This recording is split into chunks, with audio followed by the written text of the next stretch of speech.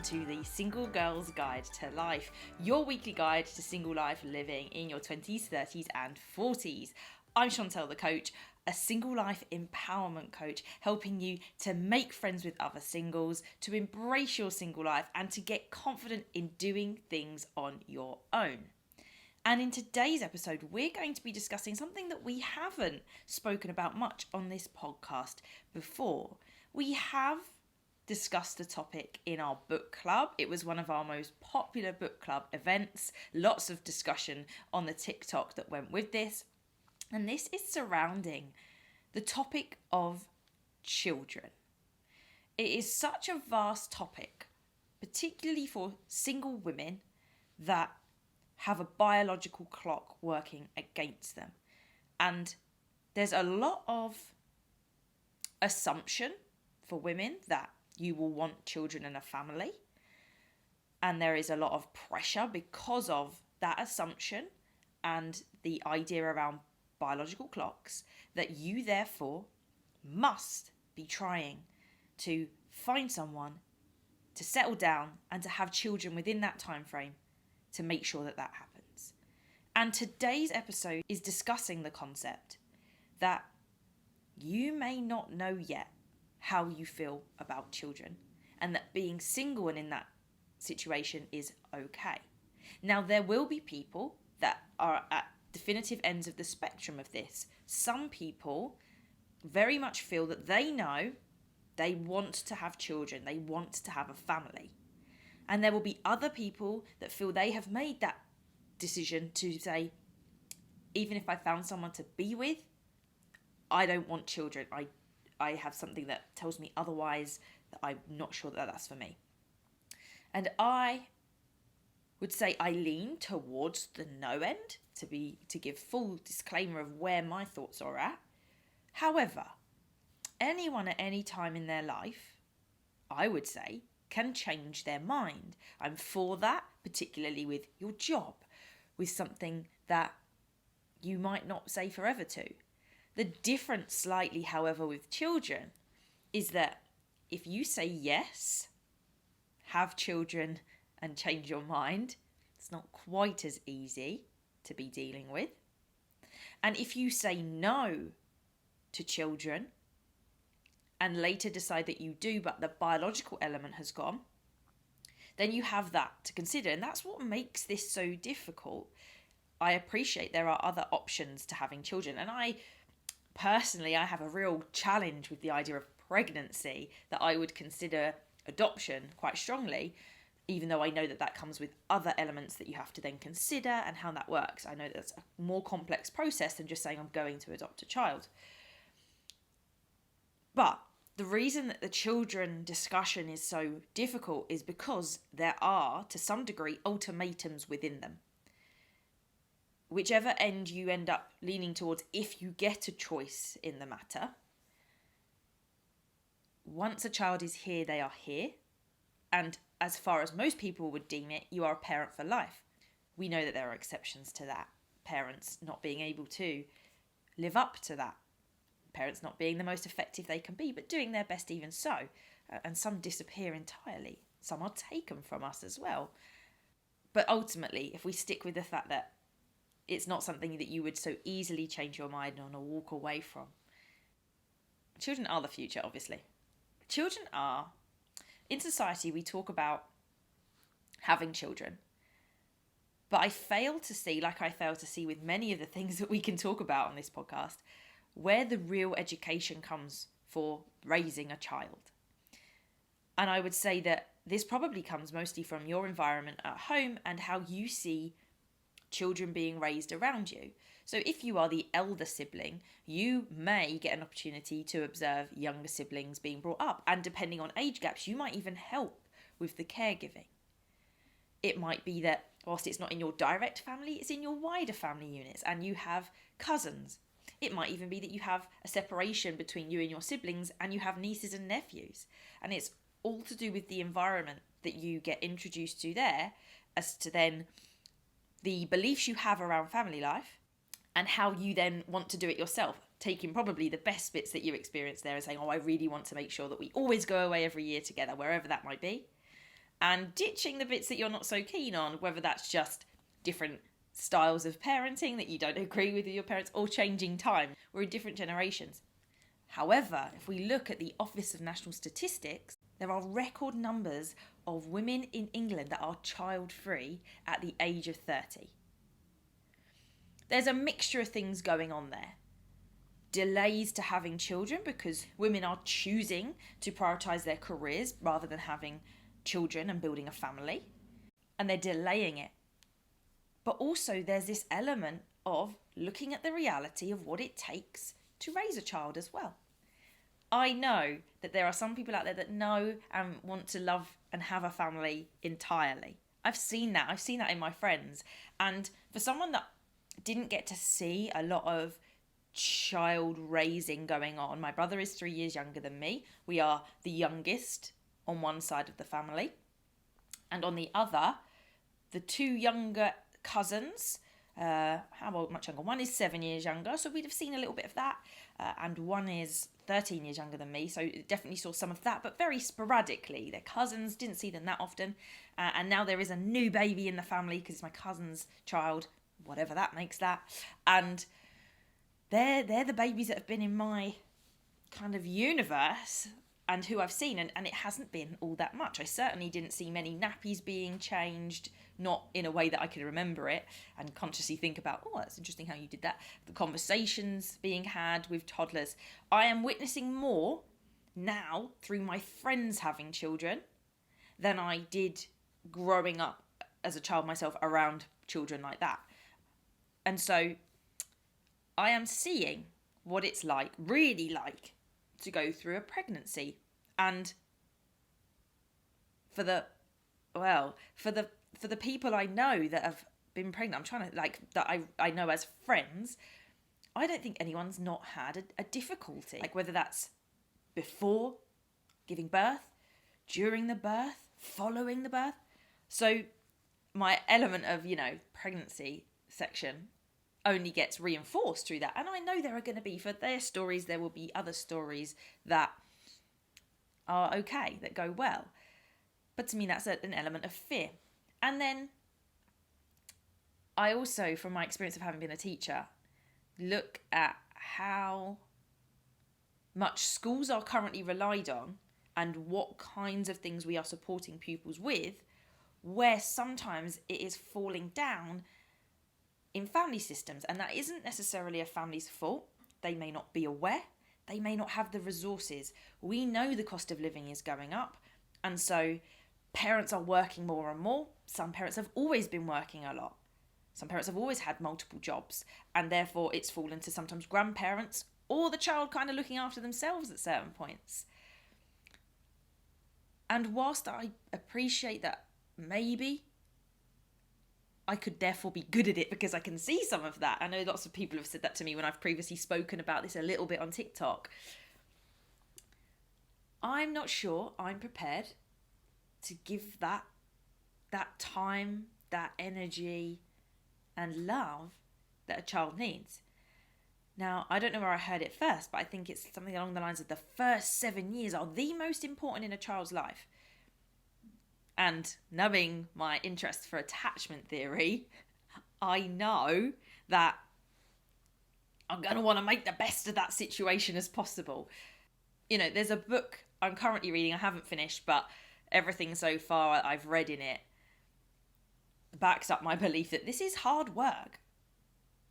It's The Book You Wish Your Parents Had Read by Philippa Perry. And as I say, I'm only really starting it, but most stuff that's come up so far has just said to me that a lot can happen for a child's life in the early years. So when I've considered this before about how I would want to raise a child, I'd very much want to create that supportive environment. And I'd want to bring that child up properly. And I'm not sure how you do that in a way that works with 9 to 5, although arguably I've started to try and escape that.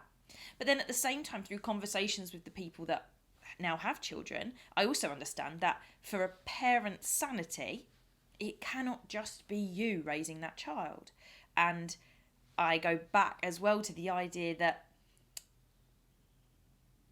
takes a tribe to raise a child. It takes more than one person. And I'm not sure I have that set up in the way that I would imagine it yet. And I'm not sure what I would see for it. And so it is also okay if you're not sure either. Because you can think that you have to want children, that you have to find that someone, settle down and make that family happen. It was the pressure around that when I got married that made me realise this was not where I wanted things to be headed. And that's difficult because previously we'd had conversations about names. Who doesn't at times? But you don't think anything of it because, again, it's the pathway. There is... And then you suddenly become conscious of what it really means. I think you can probably achieve that without being a teacher. I think it is helpful to have people around you that do have young children. On the flip side, that experience of being a mum, I would look at it as doing something successful. And I think the process of children is messy. And there's probably something within that I would need to do some work on. And arguably, I'm just not prepared to do that necessarily. I look at the idea of having a child as such a long-term investment. I'm not sure that I want that. I'm not sure I do. If people go, do you not have that desire? No, it's not there. And for all the children that I have helped, particularly in the teenage stages of their lives, because as a secondary school teacher, that's a testing time. I can have good conversations with children. I can work with them. I can understand them. I can speak to them in a way that they feel heard and understood, which is great. And it's a great trait to have as a teacher. Would that make me a great parent? I'm sure the skills would overlap. Would I have the dedication to it? I don't think so. And I think it's okay to open this conversation up to say, I'm leaning towards no. However, the little doubt sits in my mind that I'm like, but if someone came along, would I want that? Like, is it because I can't picture it and see it whilst being on my own? Because that is not an option for me. Personal choice-wise, comes back to that idea of a network. Whoa, I feel you need... Sometimes you don't get a choice. I realise that. My mum and dad are separated, and mum was primary caregiver from the age of, for me, 9 and my brother 6. So completely understand that you can be living in single parent households and sometimes that has to happen. Sometimes it happens fairly early on or later on. It happens and it can't be avoided. I would look to have that network of support around me, and naturally the most direct path to some of that network is the partner aspect, the father of the child element. But there is also that thing of, well, what if they leave? And what situation does that leave me in? Am I prepared for the potential play out of all of this? You know, whether they leave or pass away, because that's a reality too. Am I prepared to have this child no matter what the situation? And there is a beauty in it. It must be one of... It's always said that having children is one of the most rewarding things that you can do. It's fulfilling. But I think probably for the high that you get of that, you probably get some interesting lows too, because I feel like, it's that quote, isn't it? Every action has an equal and opposite reaction. So when something goes really, really well, you also get the really, really bad bit to follow, or before it or around it, because it all has to balance out. And it's just not something that entertains me. And that's okay. And I know couples that are together and have pretty much made the decision that that's not for them. And I know other couples that couldn't wait to get started. I was having a conversation with someone in the Single Life Be Like community about how it feels when you're single and the people around you are starting their families and they're becoming more like that. And I've felt that. I've been worried about that because I know that pulls a focus, and the friends that you had have a priority. And whilst I was never going to be the top priority, I was still just in the high priority section.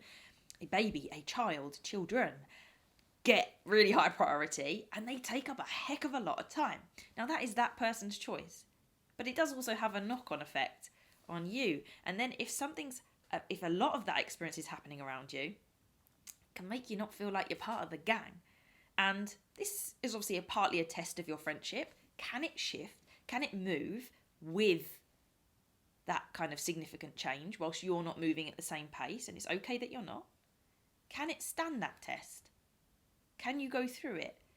How often are you able to go around and accept that there is now a child there? And how often can your friend in return offer you some time one-to-one without a child there? And I think there's probably a compromise on both sides there to be looked at.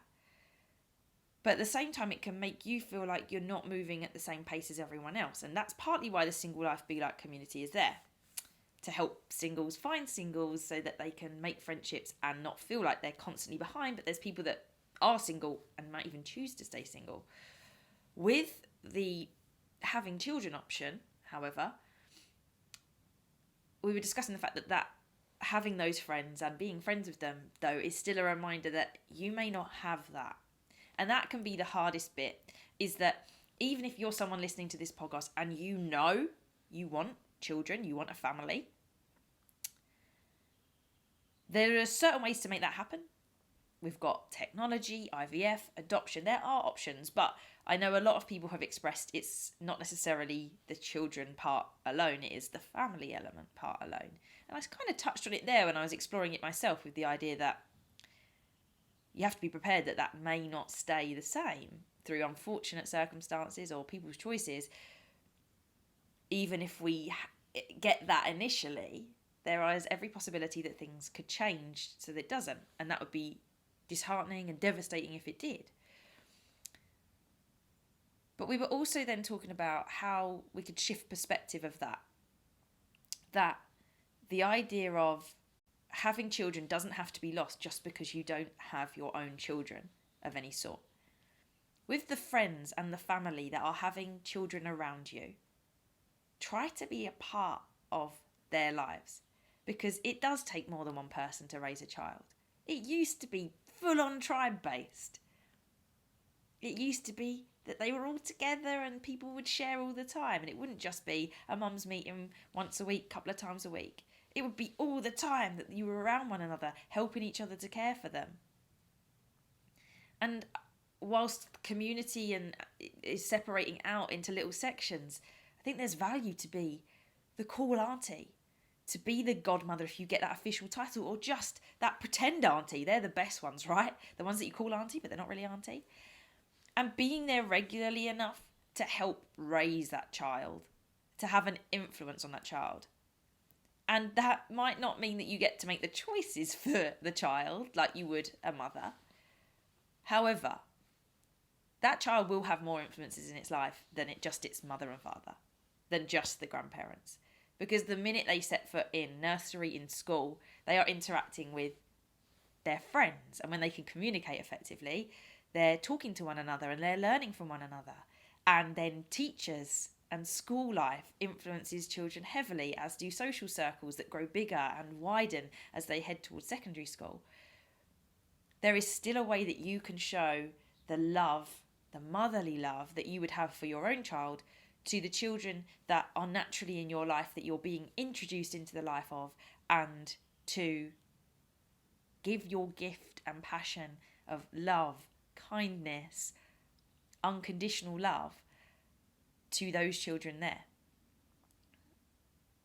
I think that has to be my best solution for not being able to guarantee that anyone could have a child, because even with the technology, even with adoption as a possibility, some of those things don't work, and maybe doesn't feel like the right setup to do that in. And I can't guarantee that people will meet someone that make that happen. And you may not feel comfortable with the fact that that idea could change, that or the way that looks could change, and you have to be prepared for every eventuality. So if you find yourself feeling disheartened that people around you are pregnant and they've announced that and the gender reveals start happening in the birth, it's worth expressing what it brings up in you to somebody else, probably not that person. Let's not take away from their joyous moment, and find someone that you feel comfortable just expressing how you feel of, you know what, it really worries me that it's going to impact on our friendship. Because you need to have your feelings validated in some way. It's okay to feel that way. But then, looking at the way that you can rephrase and put your focus on, but if I'm allowed to, if I'm encouraged into that world, and hopefully if it's a best friend or family member then you are, then I will love that child and help to contribute to its positive life and the love and support that will surround it, and looking at it that way. Plus, you won't have half, 3/4, 90% of the responsibility that the parents do. You can be the helping hand. You can be I'll be the babysitter. I'm there. I'll do it when they want a night off. You're not the one desperately seeking a night off. This isn't a podcast episode that's meant to convince you either way. It's meant to alleviate some of the pressure around feeling that you must be after that. As someone that leans towards no, but is quite happy that I'll change my mind. I don't know, maybe a hormone's going to kick in at some point and suddenly I will be like, oh, I must. I need to. And I then can't guarantee that that's going to happen. I have to be prepared that that may not be an eventuality for me. And so through a discussion in the Single Life Be Like community with one person, which was beautiful as far as I was concerned, that is my solution for the bit that we can't control necessarily, even with all the modern technology and possibilities, or because you've got a particular way it looks. That's my solution to how do you deal with those feelings of, you know, that desire to have a child and to love a child in that way. And if it isn't about loving the child, I wonder if it's about what it means to have a family. I did a series of this on TikTok. It was either late December or early January. And I said, I'm not sure. Because I leaned towards the no of a child, I then couldn't understand why I felt jealous when people announced pregnancies. Because I was like, but I know. At the moment, if you said tomorrow you could be pregnant tomorrow and have a child, no, thanks. I am okay. Like, it's not for me at the moment. No. But why did I still feel that pang when certain people would announce their pregnancies or babies were born or whatnot? And on my reflection, it wasn't the child, which is what should be the kind of focus here. It was what it meant.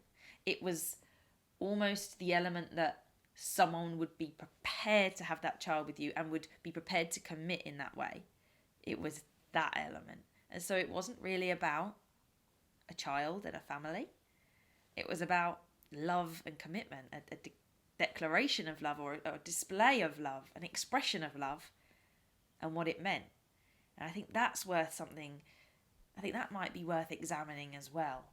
And being absolutely certain that it is the child, the family element that you want, and you want to raise a child and put the time into that, because it doesn't stop at 18 either. I know a lot of people try and hurdle over to get to the 18 bit and then they're their own person. You know, that parent role is for life, hopefully. And so it's a big one.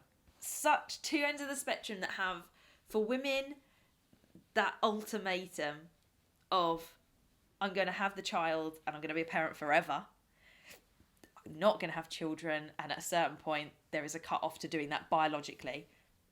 Unless you freeze eggs, I suppose. Will it work later? Do you have the finances? There are lots of elements that put barriers up to that. I realise there is a path that some people could take to make that happen.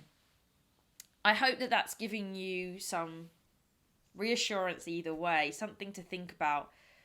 I know that it's tough if you do have that clear desire to have children, and I hope that that suggestion of finding children to pour love into in a different way can be achieved through your friends and family.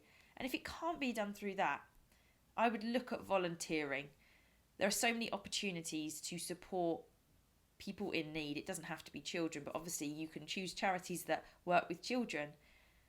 And charities are often working with children that maybe don't get forms of love at home through their situation, through the way that their family is built and the conditions that they live in, through mentor children through charities, to support with things like Duke of Edinburgh Awards. There's so much to offer out there. So even if you don't have that network, or the people in your life aren't having children for whatever reason, or they're not prepared to let you take a small role in that child's life, and that's entirely their decision, then there are still other ways to have an impact on children's lives in a way that they will always appreciate you.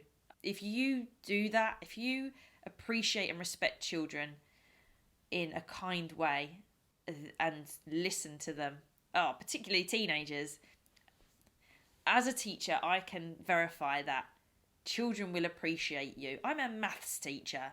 Children are Marmite with maths. They love it or hate it. There's very rarely the middle ground. I get the most appreciation sometimes out of the children that hate maths the most, because I've been able to either make it interesting or just validate them as a person. And, there is that element of knowing that you can do something for children even without being a parent. That's a whole big other topic, but it's just worth something considering if you don't then have the opportunity to help contribute to a baby's life being raised that's in your family network. As it did on TikTok, I'm sure this will stir up conversation and thoughts on this, because it's not often spoken about in a way that suggests maybe that child-free is valid. And it's becoming more and more of an option for people. It's becoming more and more seen that you don't have to have children unless you want to, and that's okay. It's okay to not do what everybody else does or what previously has always been done. And that is always what this podcast is about, opening your eyes and ears up to different perspectives of single life, how to navigate it, and to manage that pressure that we might feel of body clocks, of people's expectations, and more. This is all about being single together, and I want to make sure that we keep on doing that. So feel free to join the waitlist for the Single Life Be Like community, where conversations like this, that's where one of these conversations actually happened. It was a one-to-one by chance, because only one person turned up that week. That's absolutely fine. I'm there. But we just discussed single life, and it was brilliant. And I've walked away from it, that person walked away from it feeling a lot more certain about their single life and their child-free life to that point indeed. Until next time, keep thriving.